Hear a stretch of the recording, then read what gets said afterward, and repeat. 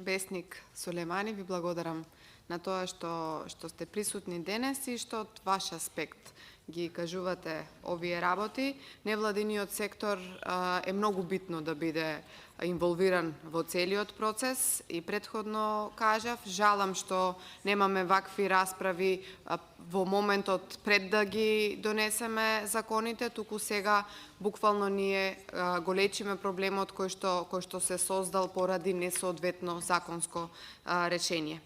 Она кој што само накратко би сакала да го порачам е тоа дека имаме голем број, односно нашиот македонски народ всушност и не знае дека имаме таква категорија на граѓани кои што се соочуваат со таков проблем.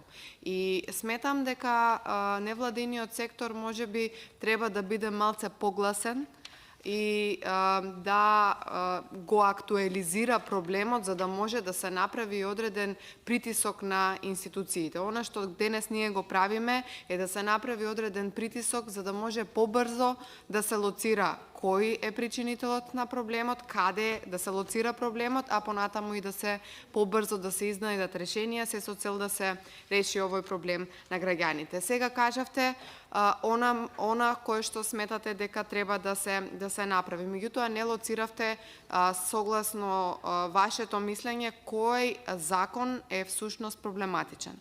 Дали станува збор за законот за матична евиденција, односно за матичен број, или станува збор за законот за неевидентирани лица. И дали со новиот закон, дали сте повикани на некаква расправа, дали сте инволвирани во целиот процес на предлагање, на давање свој придонес како невладин сектор во носење на новиот закон, кој што слушнавме денес дека веќе е во процедура. Дали некој ве инсконсултирал да дадете ваше мислење во врска со новиот закон кој што треба да се донесе? Ви благодарам.